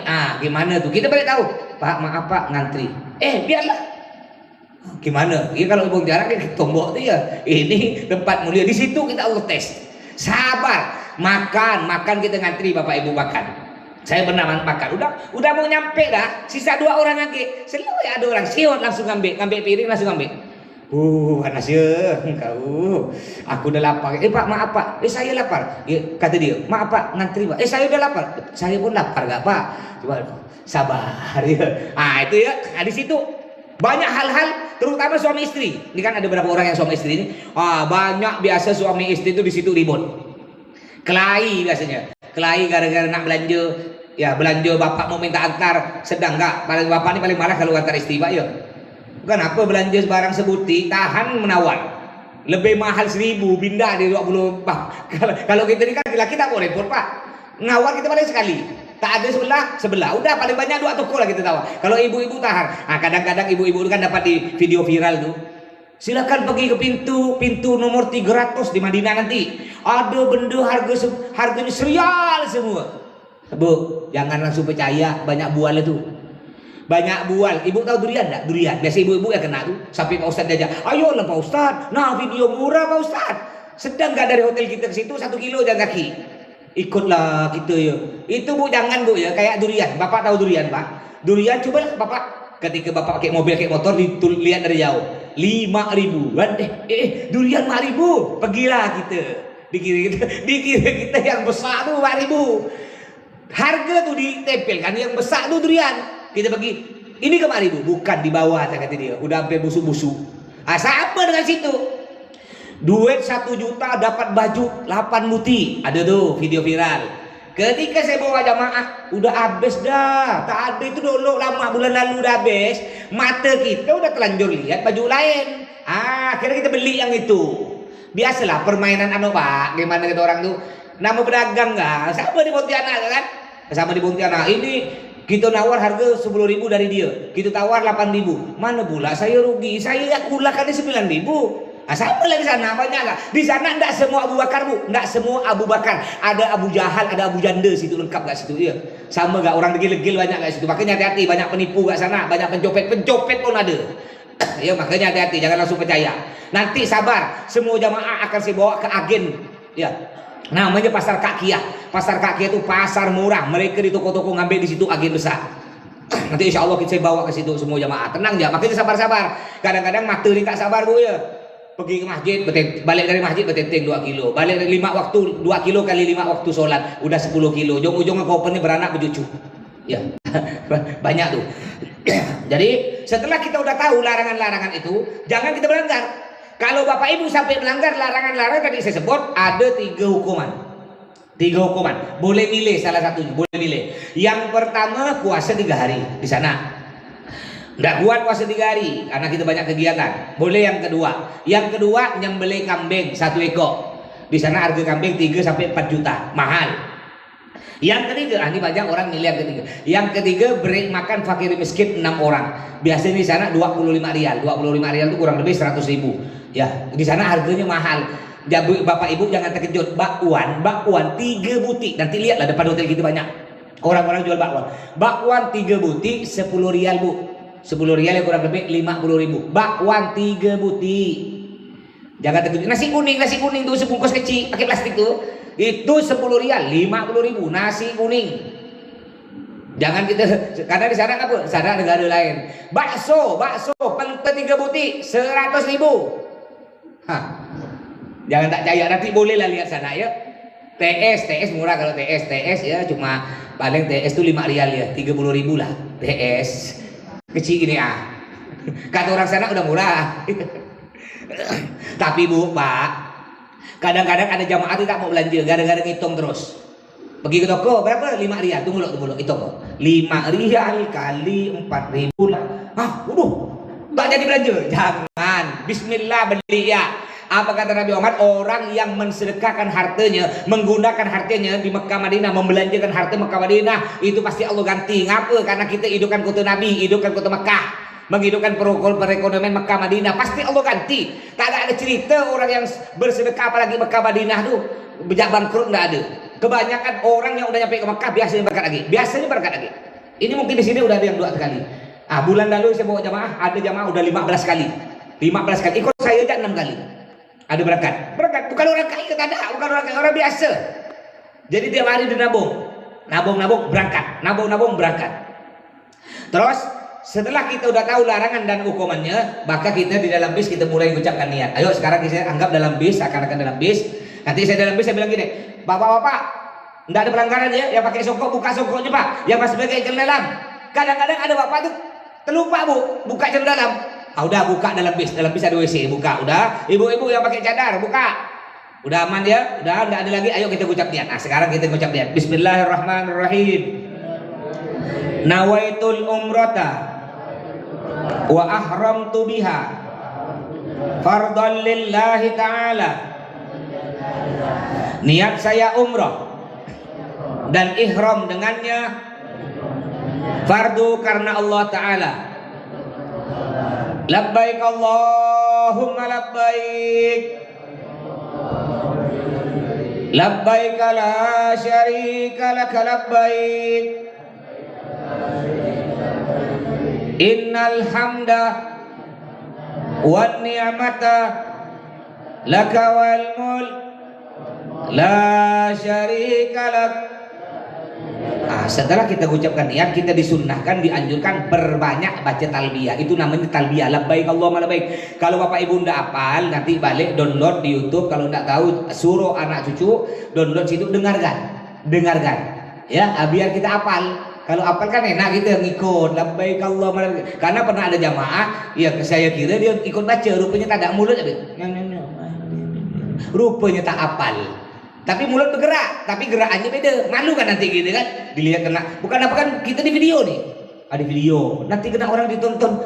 Apa yang baca ibu nih? Mulut dengan bacaan tak sama. Makanya biar apal, sering dengarkan. Insya Allah 10 kali kita dengar tuh apal. Ya, talbiyah. Perbanyak baca talbiyah. Jadi perjalanan kita dari bis dari kota Madinah dari Masjid Bir Ali ke hotel kita di Mekah itu kurang lebih 6 jam. Biasanya nyampe di hotel kita di Mekah, di Mekah nama hotel kita Maisan Al Maqam, nama hotel kita. Nama hotelnya Maisan Al Maqam. Nanti kita biasa nyampe di hotel kita di Mekah tuh kurang lebih jam 9 malam. Kita tidak langsung tawaf sa'i. Di situ kita istirahat dulu, makan malam. Habis makan malam saya bagikan kunci. Nanti bapak ibu masuk kamar. Nanti saya beri waktu. Saya lihat sikon kadang-kadang saya beri waktu setengah jam atau 40 menit untuk istirahat. Setelah itu saya tentukan, anggaplah jam 11 malam semuanya wajib kumpul di lobi dalam keadaan berwudu. Kalau kata saya jam 11 kumpul, tolong kumpul jam 11. Ini kadang-kadang tahu lah kita orang putih anak orang Indonesia, jam karet. Suruh ngumpul jam 7, setengah 8, kadang-kadang jam 8. Tolong bapak ibu, saya tak pernah marah ke jamaah, tak pernah. Dari dulu saya tak pernah marah. Pernah jamaah suruh ngumpul jam 7. Yang jamaah udah ada semua di dalam bisnya, udah siap tak berjalan lah. Yang Madinah. Karena kita nanti ada jalan-jalan keliling kota Madinah. Dia belum, jam 8 dia baru keluar dari kamar. Ini suami istri. Saya tidak marah. Saya, ngapa terlambat pak? Maaf pak Ustaz, masih ke WC gini-gini. Oh iya lah, tak apa-apa, senyum-senyum ya saya. Tapi ketika masuk bis jamaah, malu tak? Hah? Saya tidak marah, cuma kena jamaah diteriakan. Kita jauh-jauh malu. Nanti kita terlambat lagi kedua. Malah muka-muka ini yang terlambat tak usah. Malu kan? Makanya jangan sampai. Ya, ada juga tak ngomong tapi mulut lagi. Dia lagi. Dia lagi. Ujung-ujung kita malu. Makanya mohon kekompakannya. Kalau kata saya jam 7 silakan kumpul. Kalau bisa sebelum jam 7. Ya terlambat 10 menit 4 menit tak apalah, harap maklum lah ya. Kalau udah terlambat 1 jam itu bukan terlambat namanya. Biasa jam 11 sudah kumpul di lobi dalam keadaan berwudu. Makanya wudunya bapak ibu, kita wudunya bukan wudu seperti kita di sini, tak ada. Ya, ini kita wudu di Pontianak ini wudu madhab Syafi'i. Kita di sana pindah madhab sementara. Di Mekah bukan di Madinah. Di Mekahnya kita pindah madhab sementara, ikut madhab Malik. Namanya wudu Maliki, wudu Malik. Kenapa pula kita ikut madhab Malik? Karena kalau kita ikut madhab Syafi'i itu mengatakan laki-laki nyentuh perempuan, bapak nyentuh istri, batal wudunya pak. Padahal istri bapak batal. Tapi kalau mazhab Maliki nyentuh perempuan tidak batal. Tapi ada syaratnya bu, ada syaratnya. Syaratnya kita wudhunya harus pakai mazhab Maliki. Enggak bu ya. Syarat wudhu mazhab Maliki ada 2 cara, dari 2 cara. Semuanya wudhunya sama, cuma ada 2 cara. Ada tambahan. Yang pertama, wudhunya mazhab Malik itu wajib digosok. Anggota tubuh kita wajib digosok. Jadi wudhunya gini. Ini muka ambil air gini. Bukan gosok kuat-kuat gini kan ya. Kalau mazhab Syafi'i kan tidak digosok, sah. Kita wudhu. Ini air pancoran nih, air keran. Kita tinggal gini aja. Muka kita gini aja. Yang penting kena air sah. Kalau mazhab Maliki tidak boleh, wajib digini kan. Tangan pun kita wajib gini, digosok. Kalau mazhab Syafi'i yang kita di Indonesia nih, gini-gini ya sah. Kaki mohon maaf. Kaki. Kalau kita di sini Indonesia tinggal begini ya, kaki kita sah kan. Kalau mazhab Maliki tidak boleh, wajib digosok gini. Semua wajib gosok. Itu syarat pertama. Syarat pertama mazhab Maliki wudunya wajib digosok. Syarat kedua, rambut wajib basah semua. Kalau mazhab Syafi'i kita di Indonesia cukup petok-petok ayam ya. Gini ada. Sah. Basahkan tinggal gini sah. Kalau mazhab Maliki tidak boleh, wajib dibasahkan semua. Jadi basahkan tangan kita, basahkan dua-duanya, langsung kita gini, tarik ke belakang, tarik ke depan. Dihitung 1. Basahkan lagi begini. Hitung 2. Basahkan lagi begini. Hitung 3. Itu jadi ada 2 syarat. Sama Ustaz. Sama begini juga. Kalau rambut panjang yang wajib basah berarti sampai sini nih. Batas rambut yang wajib basah sampai tulang belakang nih. Jadi tinggal gini ya, basahkan tinggal gini ya Ustaz. Gini kan. 1, gini kan. 2, bagian dalam-dalam sekali itu enggak harus basah. Luar-luar ya, gini kan. 3. Iya itu perempuan. Gini. Kalau perempuan yang wajib basah batas rambut sampai ini Bu, batas rambut. Ini kan ada tulang. Ini wajib basah nih. Di bawah tulang ini panjang, enggak wajib kena air. Jadi kalau perempuan tinggal gini ya nih, gini. 1, gini. Boleh gak gini? Gini kan. Dah 3. Setelah kita wudhu Maliki, nanti nyentuh, ibu nyentuh suami tak batal. Suami nyentuh ibu, nyentuh istri batal. Bahkan nyentuh bapak, nyentuh perempuan lain yang bukan istri, perempuan yang tak sengaja, tak ada batal.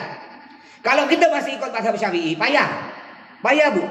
Karena kita gampang tersentuh-sentuh tuh. Orang, bayangkan orang berjuta-juta di situ tuh ya. Orang berjuta, kita tersentuh tak sengaja. Kayak saya pernah. Pokoknya saya mau umroh, mau tawaf, saya pakai mazhab Syafi'i. Saya wudhu kayak kita di Pontianak wudhu. Ketika saya turun ke Ka'bah, tangan saya nih, asal gini kan nih. Biar tak tersentuh perempuan. Jadi saya pakai baju ihram ini begini sampai saya begini, pakai baju ihram begini. Saya tapukkan tangan saya. Ada perempuan saya jauh-jauh, sambil jalan nih. Pas nyampe di Hajar Aswad, kan macet tuh di Hajar Aswad. Ketika macet, ngerem lah saya kan ikut orang macet tak bisa jalan lagi. Ketika saya noleh, rupanya ada perempuan, orang luar negeri, tangannya tengah begini, dia berdua dengan kawan, mungkin nunjuk tak. Saya tengah noleh pas tangan begini, seret, tak kena. Aduh, tak bisa batal. Kalau kita udah batal, mau keluar dari Ka'bah tuh ke tempat wudhu, masuk lagi kurang lebih setengah jam. Kalau kita ada rombongan, kita batal wudhu, rombongan terpisah dengan rombongan kita, tak mungkin ditunggu. Rombongan kita yang tawaf depan Ka'bah tidak bisa nunggu. Ngapa tidak bisa nunggu? Tak boleh nunggu kena polisi, tak boleh ngerem, diusir. Jalan. Ujung-ujungnya kita terlambatkan, ketinggalan. Makanya kita pun pakai mazhab Maliki. Gimana Pak Ustaz? Saya punya penyakit suka kentut-kentut Pak Ustaz. Ada tuh, saya pernah bawa jamaah suka kentut-kentut. Ada juga suka kencing. Setiap setengah jam paling lama 1 jam kencing. Pak Ustaz nanti saya tawaf dapat 3 kali putar, saya batal. Gimana Pak Ustaz? Tenang, ada yang ngantar. Makanya Ustaz kita di sana, kita ada punya Ustaz juga di Mekah. Namanya Ustaz Osnan. Insya Allah 2 orang Ustaz kita di sana. Jadi kalau ada jamaah batal diantar. Cuma kalau udah diantar keluar wudhu, tidak bisa dia ngikut rombongan lagi, tetap terpisah. Karena rombongan tidak bisa ngerem. Ya.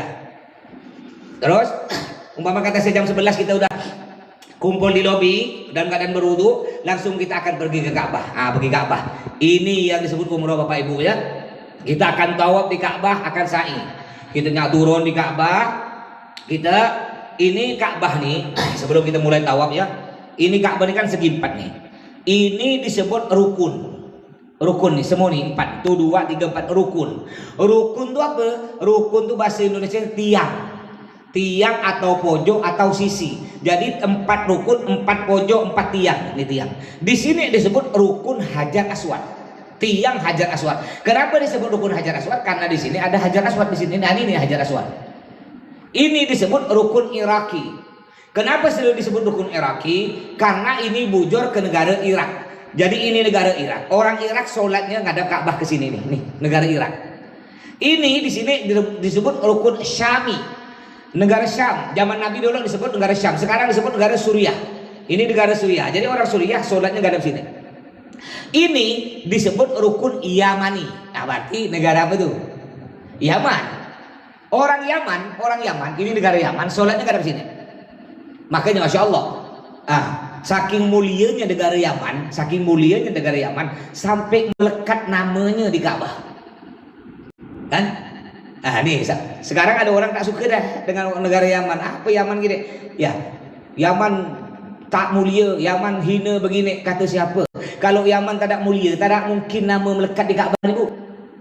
Kan? Saking mulianya sampai disebut nih rukun Yamani, negara Yaman. Ibu mama aja benci ke negara Yaman, benci bapak benci negara Yaman, tak suka ya. Aku tak suka dengan negara Yaman. Aku tawaf, bapak ibu tawaf begini, seret. Tak mau lewat sini, saking benci, mutar mundur lagi, tidak sah. Tawafnya tidak sah, umrohnya tidak sah. Mau tak mau harus dilewat ini. Ini negara Yaman. Termasuk kita orang Indonesia, sholatnya kan di sini. Ini negara Yaman, di belakang negara Yaman ini kita nih. Ka'bah ini kan ini nih, Ka'bah nih. Ini kan kiblat nih. Ini andaikan kita bujur pakai pesawat nih, terus belok-belok pesawat. Pertama nyampe negara Yaman. Bujur lagi nyampe ke Mekah. Jadi ini negara Yaman ngadap Ka'bah, di belakang negara Yaman kita orang Indonesia. Jadi Ka'bahnya ngadap sini. Tawaf dimulai dari mana? Tawaf dimulai dari sini. Hitungannya dimulai dari rukun. Masih ingat rukun apa kata saya tadi? Rukun Hajar Aswad. Dimulai hitungannya di sini. Jadi ini cara ngitungnya gini Bu ya. Jadi ketika kita nyampe di sini nih, nyampe di Hajar Aswad, udah mulai mutar. Nyampe Hajar Aswad lagi dihitung 1. Nanti saya berdiri. Mutar lagi dihitung 2, 3, 4, 5, 6, 7. Selesai tawaf kita. Contoh begini.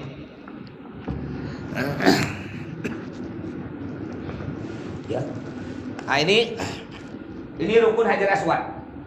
Di sebelah kanan kita, di pojok dinding, di dinding itu ada lampu warna hijau. Apa maksud lampu warna hijau? Maksudnya ketika kita udah sejajar dengan Hajar Aswad, ya sebahu kiri kita, jadi tahu waktu Bapak Ibu yang wajib ngadep Ka'bah bahu kiri. Wajib ngadep Ka'bah. Jadi gini gitu. Jalannya gini. Bukan dada. Dada tak wajib ngadep Ka'bah, bukan kalau dada kita yang ngadep Ka'bah berarti kita tawafnya begini.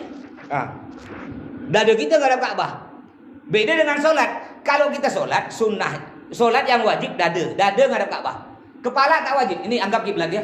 Kita sholat gini wajib. Kepala kita ada yang begini tidak batal. Ibu sholat ngadep kiblat. Yang wajib ngadep kiblat itu ngadep Ka'bah dada. Kepala enggak. Tapi sebaliknya, kepala ngadep kiblat tapi dada tak ngadep, enggak sah. Contoh begini. Nah, dada tak ngadep kiblat tapi kepala begini. Nih, sholatnya enggak sah karena yang wajib ngadep kiblat itu dada. Nah, begini nih. Sholat, Bapak Ibu, kalau di kampung kita di Indonesia, sunnahnya sholat nunduk begini. Melihat tempat sujud. Tapi kalau kita sholat di depan Ka'bah, nih, sholat depan Ka'bah, sunnahnya bukan nunduk, sunnahnya melihat Ka'bah. Ya, Allah, ya sunnahnya begini, melihat Ka'bah, bukan nunduk. Tapi di selain Ka'bah, sholat sunnahnya nunduk, melihat tempat sujud. Nah, nanti kita akan praktekkan sholat melihat Ka'bah nanti di sana. Terus, ketika kita udah nyampe sini, bahu kiri kita sejajar dengan Hajar Aswad, bahu kanan kita sejajar dengan lampu hijau, maka itu udah dimulai. Kita mulai jalan. Ya, enggak, ketika sudah sejajar dengan Hajar Aswad kita takbir loh. Takbir. Bis tangan diangkat begini, maju kan. Seakan-akan kita nyentuh. Sebenarnya sunnahnya megang. Cuma karena kita yuk ini orang berebut ya anaknya Hajar Aswad, tak mungkin kita bisa pegang ya. Jadi seakan-akan kita megang. Jadi kita angkat tangan kita, majukan, seakan-akan megang, seakan-akan ya, sambil takbir. Bismillahirrahmanirrahim, cium. Majukan lagi. Bismillahirrahmanirrahim, cium 2 kali, 3 kali. Bismillahirrahmanirrahim, cium 3 kali. Ciumnya tanpa ada bunyi. Kalau bunyi itu bukan cium, namanya isbai. Ini tak ada bunyi. Udah kita takbir 3 kali, Bismillahirrahmanirrahim 3 kali, baru kita jalan. Bapak Ibu baca doanya sambil jalan, nanti tinggal ngikutkan saya. Ya, ngikutkan saya. Saya nyaring suara saya pelan-pelan. Biasa saya ngomong, saya baca gini. Subhanallah, jangan ikut. Subhanallah, walhamdulillah. Tinggal ngikut ya Bapak Ibu ya. Jalan, kita jalan. Nyampe di rukun. Masih ingat rukun apa nama tadi? Saking mulia rukun Yamani. Ketika nyampe di rukun Yamani, disunahkan takbir 1 kali. Ya, Bismillahirrahmanirrahim. Ya, enggak usah cium. Kalau dia di Hajar Aswad 3 kali cium. Ini enggak usah. Bismillahirrahmanirrahim. Turun langsung kita baca doa sapu jagat. Antara rukun Yamani dengan Hajar Aswad baca doa sapu jagat. Rabbana atina fid dunya hasanah wa fil akhirati hasanah wa qina adzabannar wa adkhilnal jannah ma'al abrar ya aziz ya ghafar ya rabbal alamin. Nyampe di Hajar Aswad dihitung 1. Takbir lagi 3 kali. Bismillahirrahmanirrahim, cium. Bismillahirrahmanirrahim, cium. Bismillahirrahmanirrahim, cium. Jalan lagi. Jalan.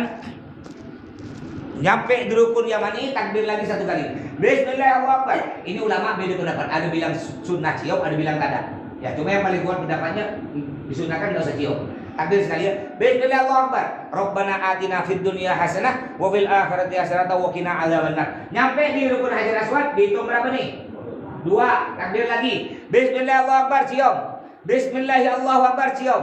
Bismillahirrahmanirrahim, cium. Jalan lagi. Jalan. Nyampe di rukun Yamani takbir 1 kali.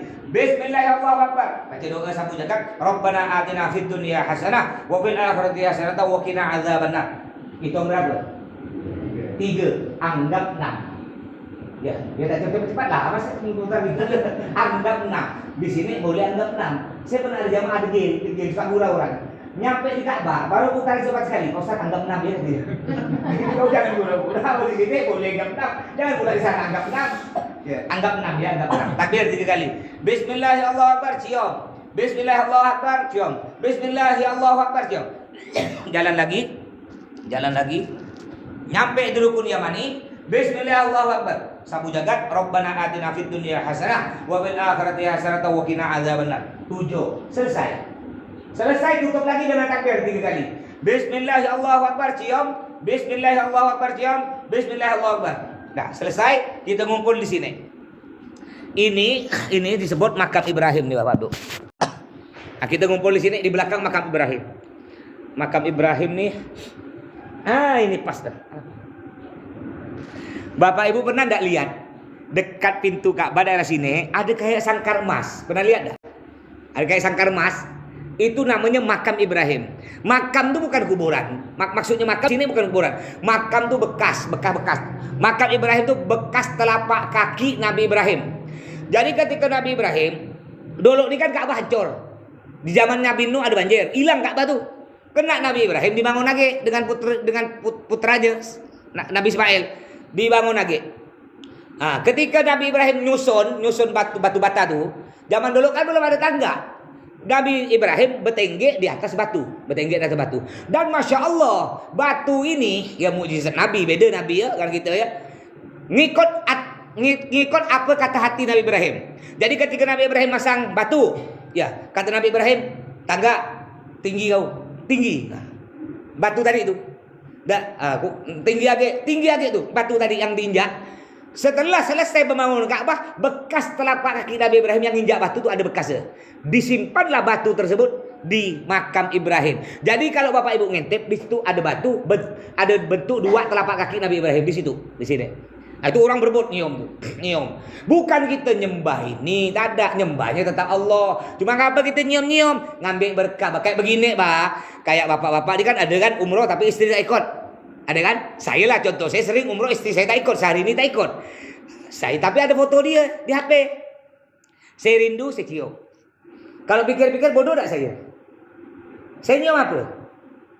Nyium HP kan bodoh kan? Tapi ingat, saya nyium HP ini bukan saya gila, bodoh gila HP. Saya rindu kepada orang yang dalam HP, yang di Pontianak. Sama dengan gini. Kita nyium Ka'bah, bukan kita nyembah Ka'bah tetap, tapi kita rindu kepada siapa? Pemilik Ka'bah. Siapa yang punya Ka'bah? Allah. Maksudnya gitu, Pak ya. Jadi kita setelah kita tawaf 7 kali, kita ngumpul di sini di makam Ibrahim. Kita akan melakukan sholat sunnah tawaf 2 rakaat. Niatnya nanti saya ajarkan terus. Usolli sunnah tawaf rakaataini lillahi ta'ala. Niat saya sholat sunnah tawaf 2 rakaat karena Allah. Berdoa. Udah itu saya beri waktu foto bareng, ya, nanti ada sesi foto dengan keluarga, kawan sekamar. Ya karena ini background mahal nih ya, Ka'bah asli. Kadang-kadang orang saking pinginnya foto dengan Ka'bah, dia pun diedit-edit. Termasuk saya dulu sebelum saya berangkat ke Mekah, diedit-edit foto biar seakan-akan saya udah ada di Ka'bah. Saking ngambil berkah, bukan bohong, saking pingin ngambil berkah foto ya. Kayak ingat enggak Pak dulu Pak, kita masih muda-muda tuh Pak, yang belum punya mobil. Kadang-kadang kan kalau nak foto ada mobil orang. Betul lah kan, gaya. Ya alhamdulillah nanti insya Allah kita akan foto asli tanpa diedit depan Ka'bah ya. Mudah-mudahan sehat semuanya umur. Terus setelah kita sholat sini, kita akan minum di dekat sini juga ada air zam-zam, disunahkan. Jadi habis tawaf, habis sholat sunat tawaf, disunahkan minum air zam-zam. Minum air zam-zam boleh berdiri, boleh duduk. Kalau minum air lain selain zam-zam, air kicau, air putih, sunnahkan duduk. Tapi air zam-zam boleh berdiri, boleh duduk. Sama-sama sunnah. Nabi pernah minum berdiri. Air zam-zam minumnya ngadap kiblat. Kata Nabi, ma'u zam-zam lima syuribalah. Air zam-zam tergantung niat kita yang minum. Jadi sebelum minum air zam-zam, niat begini. Ini anggaplah air zam-zam nih ya. Ini niat. Niat, bismillahirrahmanirrahim. Allah. Niat saya minum air zam-zam ini mudah-mudahan engkau angkat penyakit yang ada di badan saya. Urusan dunia pun niat. Boleh tak apa-apa. Kata Nabi, ma'u zam-zam lima syuribalah. Air zam-zam tergantung niat kita. Ya Allah, dengan berkah air zam-zam ya Allah, saya punya tanah di Teluk Pakedai ya Allah. Tak ada laku-laku lama. Tolong ya Allah, tanah saya Teluk Pakedai lakukan ya Allah. Tidak apa-apa boleh. Ya Allah, kata suami, saya punya istri cerewet ya Allah. Bini tak ikut umroh di rumah. Kalau sampai dengar tuh kamu. Tolong jadikan dia wanita soleh yang lemah lembut. Ibu pun tak mau kalah doa ya Allah. Saya punya suami masin, naudzubillah ya Allah. Dompet pun kalau tidur simpan jalan katuk dia tapuk. Makanya bu, jadilah istri yang pintar cari duit bu ya. Jadilah istri yang pintar cari duit. Di mana saja suami ibu napukkan duit ibu tahu.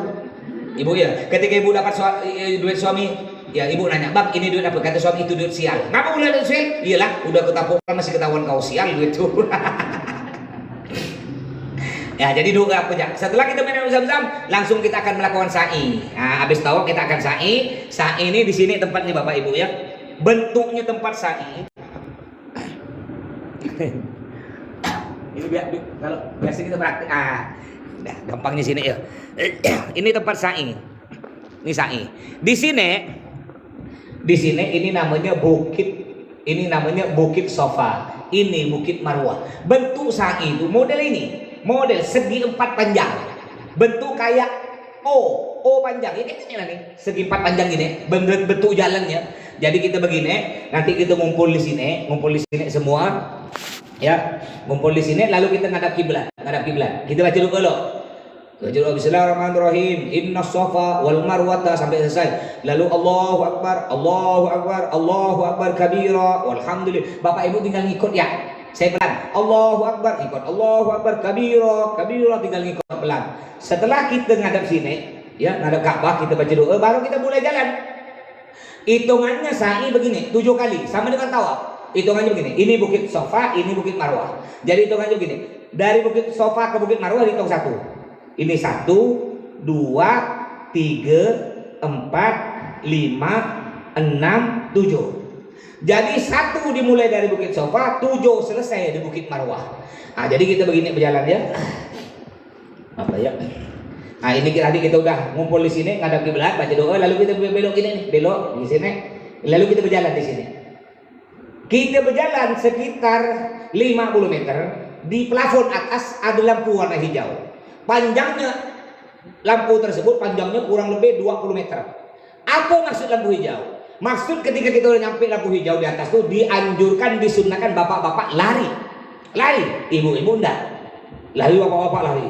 Cuma karena kalau bapak-bapak lari, ibu-ibu ketinggalan. Jadi bapak-bapak gimana caranya? Seakan-akan lari, seakan-akan ya, ngimbangkan ibu-ibu. Jadi begini Pak.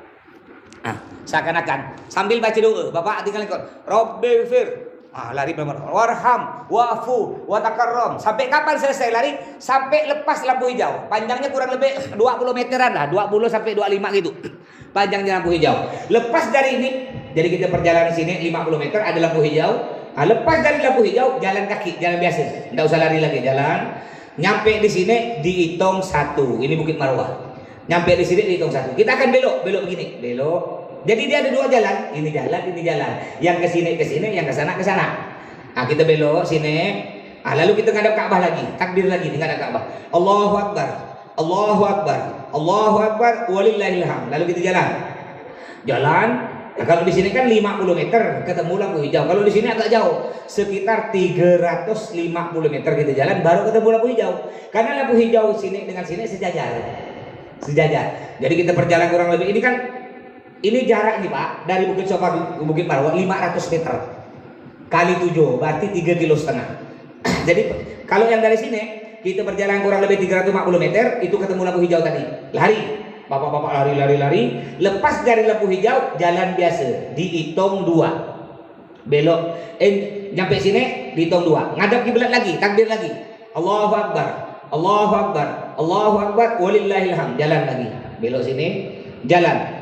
Nyampe 50 meter ketemu lampu hijau. Lari, lepas dari lampu hijau jalan kaki biasa. Nyampe di sini dihitung 3. Belok. Ketemu dengan Ka'bah, takbir lagi. Ini dari sini kan kita ketemu Ka'bah, ini Ka'bah nih.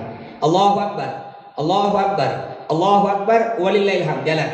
Sekitar 350 meter ketemu lagi lampu hijau. Lari, bapak-bapak lari, ya. Lepas dari lampu hijau jalan biasa. Dihitung berapa?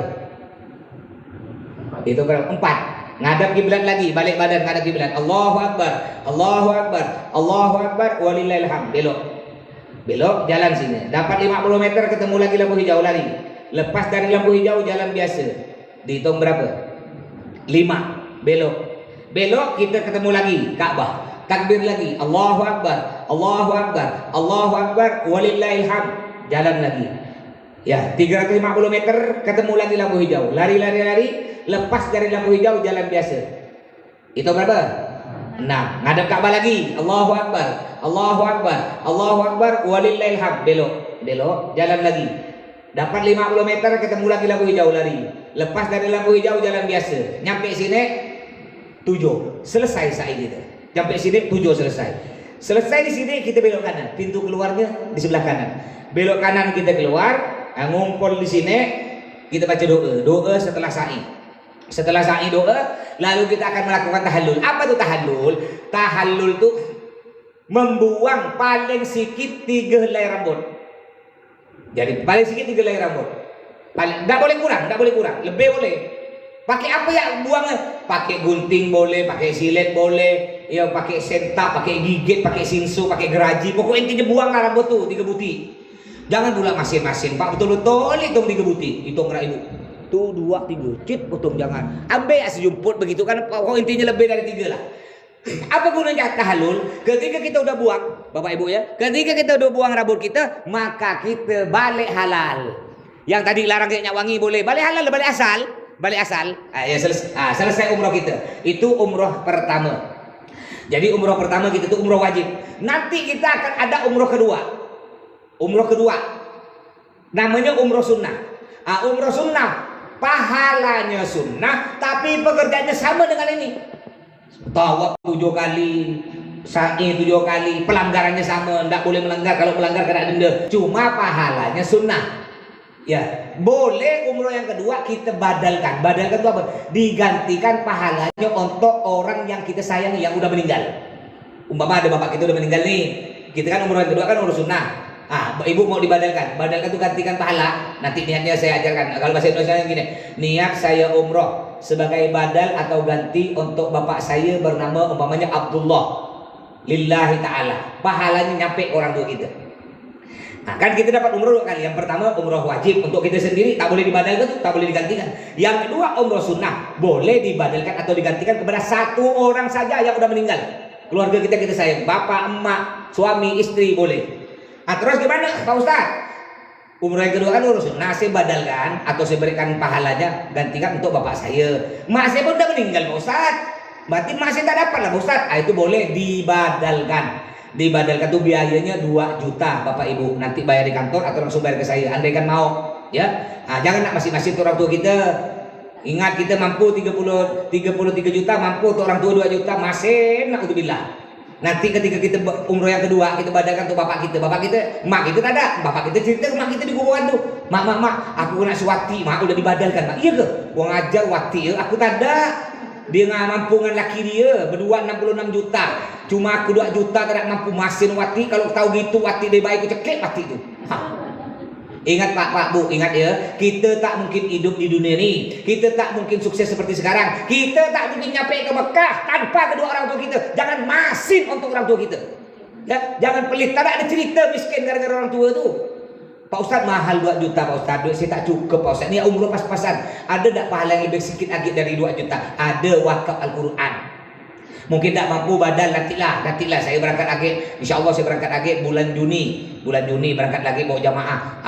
Nanti bapak ibu tak punya duit sekarang 2 juta nih. Nanti saya berangkat 2 juta bulan Juni. Telepon Pak Ustadz, kemarin saya umrohkan Pak Ustadz bulan Maret tuh. Tak ada duit nak badalkan bapak mak saya. Tapi saya sekarang ada Pak Ustadz, titip Pak. Boleh.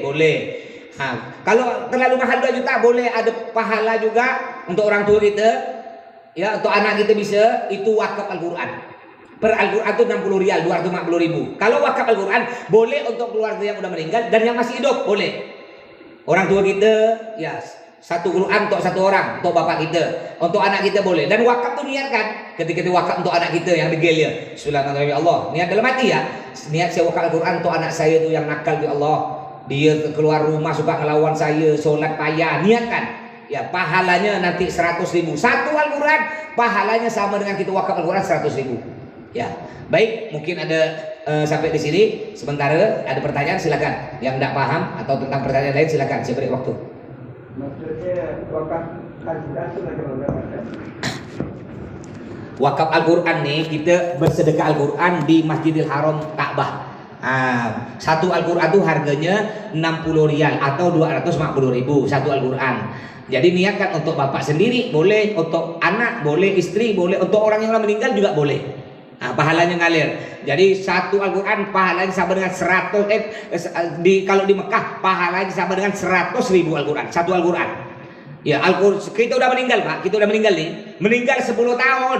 Al-Quran gitu tuh, pahala kita yang dibaca oleh orang terus ngalir ke kuburan kita. Ngalir pahala gitu Al-Quran. Kalau kita wakaf Al-Quran di masjid Pontianak itu pahalanya satu ya pahalanya. Tapi kalau kita wakaf Al-Quran di Mekah pahalanya 100 ribu. Kalau kita wakaf Al-Quran di Madinah pahalanya 1000 1 Al-Quran. Ya baik, ada lagi silakan. Iya. Yang apa? Benar enggak yang di HP itu viral mau cium apa Hajar Aswad itu tanpa ada untuk perempuan? Nggak Bu? Kan sekarang ini kan banyak viral di HP itu kalau mau cium Hajar Aswad tanpa antrian khusus untuk perempuan. Benar apa? Itu bohong. Tak ada cerita Bu, tak ada. Bahkan di situ ada ibu begini, hati-hati ya. Ibu ketika nak pergi Hajar Aswad nih ngeliat-liat. Saya bantu beli mak. Dibantu ibu. Jadi pakai betes. Wah begini-gini dia. Ibu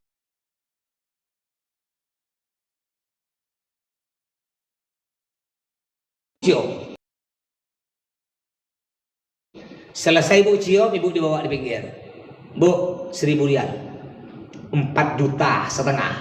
Ibu diminta. Kalau ibu tidak mau break, ibu dinasihati. Oh, ibu dosa begini, sampai dikejar ke hotel. Jadi ibu jangan mau Bu, bohong Bu, itu bohong, 1.000.000% bohong.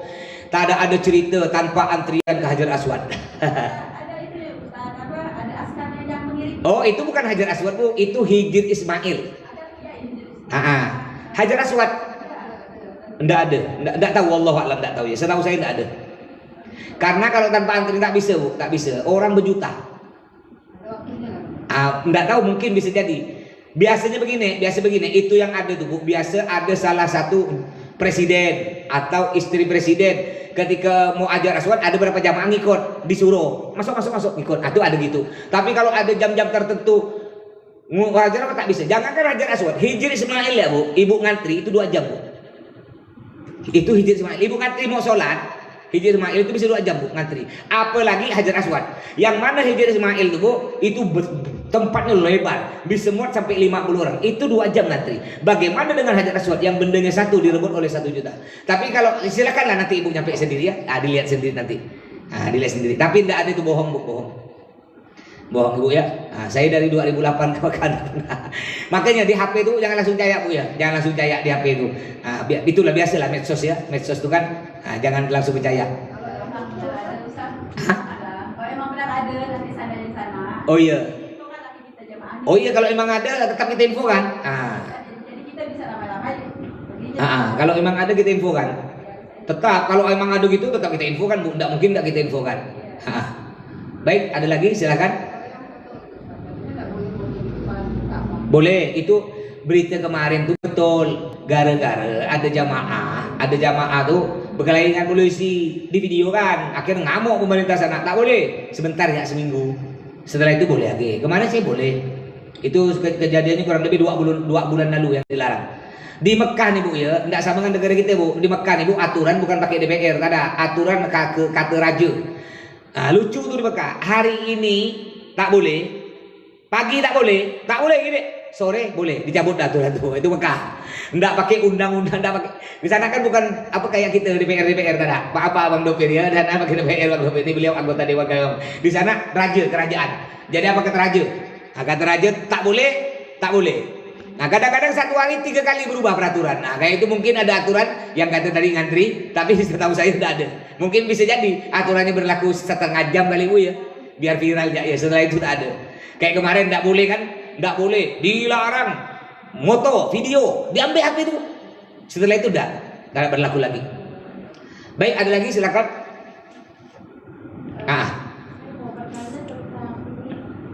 Kalau setelah kita report kan dilarang kalau yang buat perempuan itu kayak kita produk-produk skincare seperti kayak sunscreen itu kan nggak boleh ya Ustaz? Tidak boleh. Tapi kan sekarang ini sudah mulai ada beberapa produk yang untuk haji atau umroh gitu loh, dari kayak Wardah mengeluarkan skincare atau kayak sabun seperti itu. Jadi bisa nggak kalau kita pakai lagi, misalnya kan kita datangnya malam ya Ustaz ya, sampai ke Mekah dari Madinah, itu kita bisa mandi atau bisa pakai produk itu? Boleh, yang penting tidak wangi. Pakai sabun, kalau ada sabun tidak wangi boleh. Ada nggak sabun tidak wangi? Oh ada betul. Zaman dulu ada namanya sidir. Dalam kitab dijelaskan ada sidir itu kayu bidara, pohon bidara, daunnya tuh Bu. Saya ketika mondok di Yaman dulu, itu jual bubuk, itu daun sidara. Ibu ngambil daun, ibu gini kan keluar busa, tapi tidak wangi. Nah, tapi badan tuh enak. Apa tuh licin-licin reka hilang, tapi enggak wangi. Itu boleh. Dia tidak wangi boleh. Boleh, intinya enggak wangi. Ah, Tisu basah kita harus cari yang non yang enggak wangi, ya tisu basah enggak boleh. kering gitu. Tisu kering pun enggak boleh kalau wangi. Wangi ya. Ah, kalau enggak wangi enggak apa-apa. Tapi tisu yang ada di hotel kita ada tisu kering itu enggak wangi semuanya. Oh gitu. Enggak wangi. Sampai anduk kita, anduk kita itu enggak wangi. Anduk kita di hotel tuh enggak ada wangi. Memang enggak, mereka udah tahu, memang enggak diberi wangi. Ah, Sabun di hotel. wangi, kalau sabun wangi di hotel. Jadi kita nggak usah pakai sabun gitu ya. Iya, enggak usah mandi boleh, tapi tak boleh pakai sabun. Gosok gigi boleh, tapi tak boleh pakai odol. Ah, gosok giginya enggak dilarang, tapi tak boleh pakai odol. Karena odol kan wangi. Nah, jadi Anda kan gini Mas, ada gincu, ada skincare tak wangi boleh? Ya boleh sih enggak wangi, cuma usahakan janganlah. Biar kita sama lah ya. Anda usah dan tuh simpanlah nanti ya. Baik, ada bapak-bapak? Enggak ada, kalau enggak ada karena ini udah siang ya, udah bulan puasa lagi. Boleh silakan mau nanya Japri, nomor saya di situ ada nama saya Ustaz Sahrukan dulu situ. Silakan Japri, telepon, WA, langsung tanya di grup, langsung Japri pun boleh. Baiklah, mudah-mudahan semuanya sehat, panjang umur, tolong jaga kesehatan ya. Jangan sampai makan aneh-aneh, takut-takut kita sakit. Insya Allah kita ketemu lagi tanggal 14 Maret hari Sabtu jam 9 di sini. Insya Allah kita akan manasik terakhir sebelum kita berangkat ya, sekaligus penjelasan tentang jam berapa kita ngumpul di bandara, koper-koper gimana, apa yang perlu kita bawa, nanti kita akan jelaskan semua di situ. Baik, kurang lebihnya saya mohon maaf ya, takut ada kata-kata saya yang menyinggung perasaan Bapak Ibu sekalian, mohon maaf yang sebesar-besarnya. Wassalamualaikum warahmatullahi wabarakatuh.